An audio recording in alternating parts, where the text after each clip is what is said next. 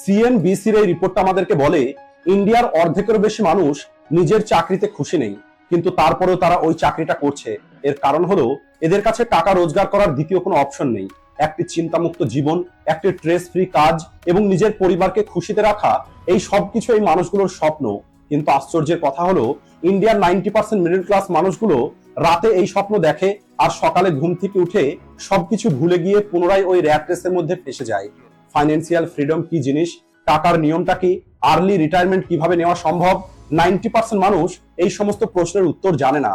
আর এই মানুষগুলো এই কারণে জানে না কারণ তারা এখনো পর্যন্ত সহজ জীবনের ভিডিও দেখেনি। আর আমি জানি আপনিও এই সমস্ত প্রশ্নগুলোর উত্তর জানেন না। আর আপনার মতোই জানতো না অমিত নামের একটি ছেলে, আর তার সঙ্গে এমন কিছু হয় যেটা আপনি কল্পনাও করতে পারবেন না। 22 বছরের অমিত বিটেক কমপ্লিট করার পরে 4.5 লক্ষ টাকার প্যাকেজে চাকরি পেয়ে যায়। এছাড়া অমিতের একটি বন্ধু ছিল যার নাম ছিল কিশোর, সেও ওই একই কলেজ থেকে গ্র্যাজুয়েট হয় এবং একই রকম প্যাকেজের চাকরি পেয়ে যায়। 35,000 টাকা ইন হ্যান্ড স্যালারি থেকে অমিতের চাহিদা একটু বেশিই ছিল। অমিতের ব্যাঙ্গালোরের লাইফস্টাইল এবং পার্টি কালচার অনেক বেশি পছন্দ হয়ে যায়, আর এই কারণে চাকরি পাওয়ার পরেই অমিত এই সব কিছু করা শুরু করে দেয়।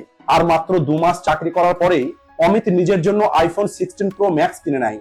আর এর জন্য অমিত 1,40,000 টাকা দিতে পারবে না, কিন্তু অমিত দেখতে পাই 7,025 টাকা নো কস্ট ইএমআই।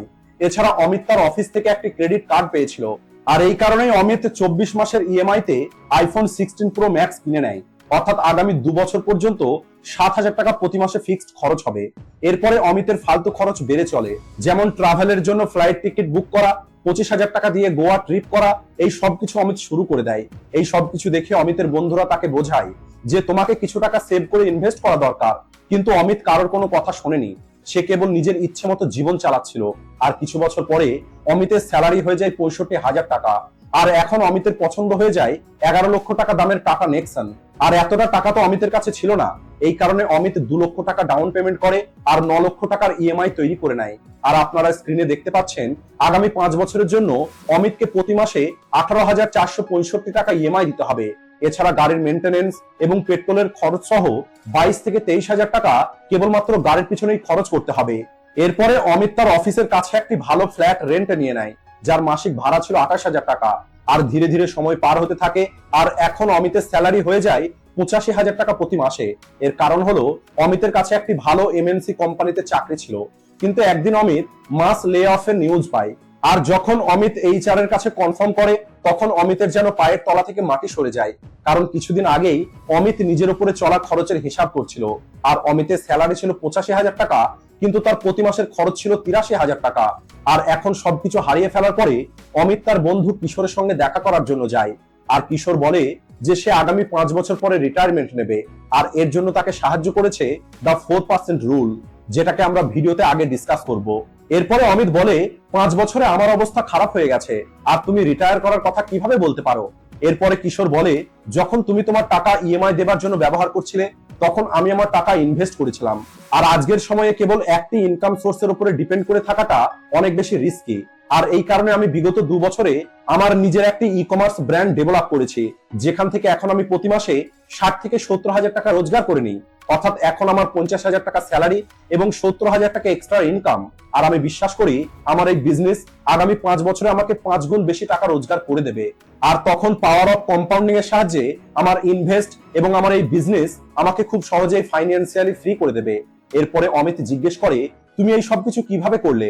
তখন কিশোর বলে যদি তুমি প্রথম মাস থেকেই 7,000 টাকা ইএমআই এর পরিবর্তে ওই টাকাটা এসআইপির মাধ্যমে ইন্ডেক্স ফান্ডে ইনভেস্ট করতে, তাহলে আজ তোমার কাছে 5,77,000 টাকা থাকতো। আর এটাই যদি তুমি আগামী 10 বছর পর্যন্ত কন্টিনিউ করতে, তাহলে তোমার কাছে 16,26,000 টাকা থাকতো। আর এখন কোন রকমের সেভিংস ছাড়া তোমাকে রাস্তায় ঘুরে বেড়াতে হতো না। এই সবকিছু শুনে অমিত অবাক হয়ে যায়। আর এরপরে অমিত জিজ্ঞেস করে এই সবকিছু তুমি কোথায় শিখেছো।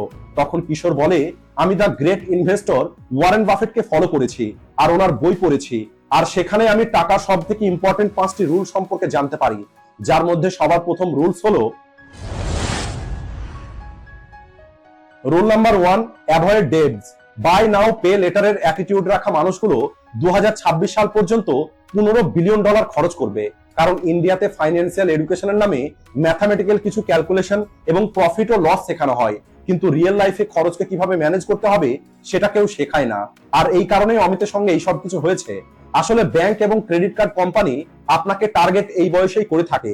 যখন আপনি নতুন চাকরি পান, যখন নতুন আইফোন লঞ্চ হয়, তখন ইএমআই তে আইফোন নিয়ে নেওয়া, নতুন স্টোর ওপেন হলে সেখানে শপিং করা, প্রতিবেশীর কেউ গাড়ি নিলে নিজের জন্য গাড়ি কিনে নেওয়া, অর্থাৎ যে কাজগুলো অন্য মানুষগুলো করছে আমরাও সেই কাজগুলো করতে চাই। একটি ডেটা অনুযায়ী যখন 80% মিডল ক্লাস মানুষ হায়ার ইনকাম পর্যন্ত পৌঁছে যায়, তখন তাদের ব্রেনে সবার আগে যে কথাটা আসে সেটা হলো নিজের একটি বাড়ি। আর এদের পছন্দ হয় 90 লক্ষ টাকার ফ্ল্যাট, যেখানে তারা 20 লক্ষ টাকা ডাউন পেমেন্ট করে আর 70 লক্ষ টাকা লোন। আর এরপরে সারা জীবন এরা ইএমআই দিতে থাকে। আর এটাই হলো কারণ 80% মিডল ক্লাস কখনোই অল্প বয়সে রিটায়ারমেন্ট নিতে পারে না, কারণ এদের উপরে অনেক বেশি ঋণ থাকে। তাই কখনোই আমাদের অ্যাগ্রেসিভ হয়ে কোনো কিছু কেনা উচিত নয়। আর যতটা সম্ভব নিজেকে ক্রেডিট কার্ড এবং লোন থেকে দূরে রাখতে হবে। আর যদি আপনার কাছে কোনো ঋণ অথবা লোন নেই, তাহলে ভিডিওটা অবশ্যই লাইক এবং শেয়ার করে দেবেন আর কমেন্ট করবেন no debt. Rule number 2, 70-20-10 rule of budgeting. এটা হলো সেই রুল যে রুলসটা কিশোর অমিতকে ফলো করার জন্য বলছিল। যদি আপনি কোনো টাকা খরচ করা মানুষকে বলেন তোমার 30,000 টাকা স্যালারির মধ্যে থেকে 14,000 টাকার ইএমআই পে করো আর বাকি খরচ 16,000 টাকাতেই পূর্ণ করো, তাহলে তারা ওই 16,000 টাকা সম্পূর্ণ খরচ করে দেবে। আর যদি এদের কাছে ইএমআই নাও থাকে, তারপরেও এরা ওই 30,000 টাকায় খরচ করে ফেলবে। অর্থাৎ এরা যত টাকা রোজগার করবে ততটা টাকায় খরচ করবে। এরা না কোনো টাকা সেভ করবে আর না কোনো টাকা ইনভেস্ট করবে। আর এই কারণে আপনাকে ফলো করতে হবে 70-30-10 রুল ফর বাজেটিং, যে রুলস বলে আপনাকে আপনার ইনকামের 70% আপনার প্রয়োজনীয় খরচের উপরে এক্সপেন্ড করতে হবে, 20% আপনাকে ইনভেস্ট করতে হবে, আর বাকি 10% আপনাকে রেখে দিতে হবে আপনার ডিজায়ার এবং এন্টারটেইনমেন্টের জন্য।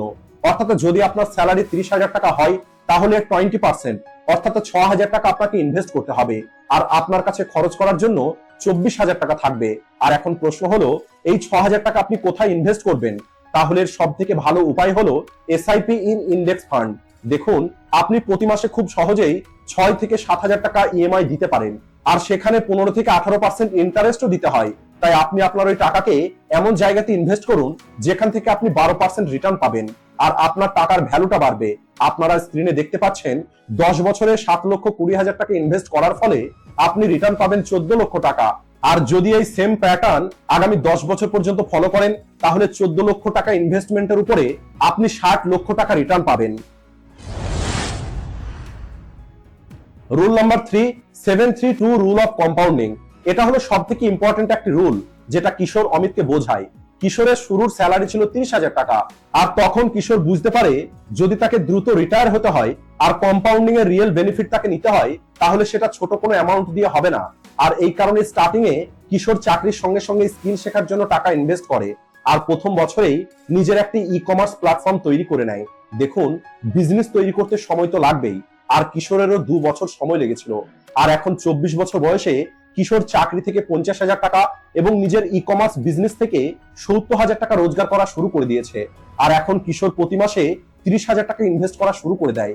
আর কিশোর সিদ্ধান্ত নেয় সে তার ইনভেস্টমেন্টকে প্রতি বছরে 10% স্টেপ আপ করবে, কারণ কিশোর 7-3-2 রুল অফ কম্পাউন্ডিং সম্পর্কে পড়েছে, যেটা বলে আপনার প্রথম 50 লক্ষ টাকা তৈরি করতে 7 বছর সময় লাগবে, এরপরে আগামী 50 লক্ষ টাকা তৈরি করতে কেবলমাত্র 3 বছর সময় লাগবে, আর এরপরে 50 লক্ষ টাকা তৈরি করতে মাত্র 2 বছর সময় লাগবে।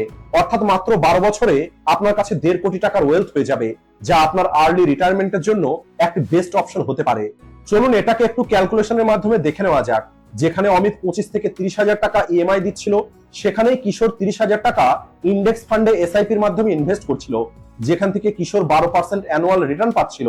তাহলে আপনারা এই এসআইপি ক্যালকুলেটরের মধ্যে দেখতে পাচ্ছেন 7 বছর পরে কিশোরের কাছে 51 লক্ষ টাকা হয়ে গেছে। আর এরপরে 3 বছর পর, অর্থাৎ টোটাল 10 বছর ইনভেস্ট করার পরে কিশোরের ওয়েলথ 1 কোটি টাকা হয়ে গেছে। আর আগামী 2 বছর পর, অর্থাৎ মোট 12 বছর ইনভেস্ট করার পরে কিশোরের ওয়েলথ 1.5 কোটি টাকা হয়ে গেছে, যা আর্লি রিটায়ারমেন্টের জন্য একটি বেস্ট অপশন হতে পারে। Rule number 4, the 4% rule. এমনটা বলা হয় যে মানুষ প্রতিদিন সকালে ঘুম থেকে উঠে 60 বছর বয়স পর্যন্ত অফিসে যায়, টাকা রোজগার করে এবং নিজের পরিবারের প্রয়োজন পূর্ণ করে, তাকে একটা আইডিয়াল মানুষ মনে করা হয়। কিন্তু আজ এমনটা নয়, কারণ আজ আমাদের কাছে মাল্টিপল অপশন আছে নিজের ইনকাম ক্রিয়েট করার জন্য। আর এই কারণে আপনি আপনার জন্য আর্লি রিটায়ারমেন্ট প্ল্যান করতেই পারেন। ফাইন্যান্সিয়াল ফ্রিডম অ্যাচিভ করে আপনি আপনার পরিবারকে ফাইন্যান্সিয়াল সিকিউরিটি দিতে পারেন। আর এই অ্যাচিভমেন্টের জন্যই তৈরি করা হয়েছে দ্য 4% রুল। রিটায়ারমেন্টের এই রুলটা বলে আপনাকে আপনার মাসিক খরচ ক্যালকুলেট করে রিটায়ারমেন্ট অ্যামাউন্ট বার করতে হবে। উদাহরণ হিসাবে যদি আপনার মাসিক খরচ হয় 50,000 টাকা, তাহলে প্রতি বছরে আপনার খরচ হবে 6 লক্ষ টাকা। আর এই 6 লক্ষ টাকাকে 4% দিয়ে ভাগ করতে হবে, যেটা হবে 1.5 কোটি টাকা। আর এটাই হলো সেই অ্যামাউন্ট যেটা কিশোর মাত্র 12 বছরে অ্যাচিভ করে নিয়েছে, আর সেটাও কম্পাউন্ডিং কে ব্যবহার করে। আর এটাকেই বলা হয় কম্পাউন্ডিং এর the 4% rule. Rule number 5, invest in stock. আজ ইন্ডিয়াতে বেশিরভাগ মানুষ স্টক মার্কেটের নাম শুনেই ভয় পেয়ে যায়, কারণ এদের মনে হয় স্টক মার্কেট কেবলমাত্র ধনীদের জন্য তৈরি হয়েছে। মিডল ক্লাস মানুষগুলো এখানে কেবলমাত্র লস করে বসে। আর এমনটা এই কারণ তারা আজ পর্যন্ত প্রপার ফাইন্যান্সিয়াল নলেজ পায়নি। এরা সঠিকভাবে এটা জানে না যে স্টক মার্কেট হলো টাকার একটি সমুদ্র, যেখান থেকে আপনি আনলিমিটেড রিটার্ন পেতে পারেন। কিন্তু এর জন্য প্রয়োজন হলো সঠিক স্ট্র্যাটেজি এবং সঠিক সময়ে সঠিক কোম্পানিতে ইনভেস্ট করা। তাই যদি আপনিও খুব দ্রুত ধনী হতে চান এবং অনেক বেশি টাকা রোজগার করতে চান, তাহলে invest in stock as early as possible. আজকের ভিডিওটি এই পর্যন্তই। ভিডিও ভালো লাগলে ভিডিওটিকে লাইক ও শেয়ার করতে ভুলবেন না। ভিডিওটি শেষ পর্যন্ত দেখার জন্য ধন্যবাদ।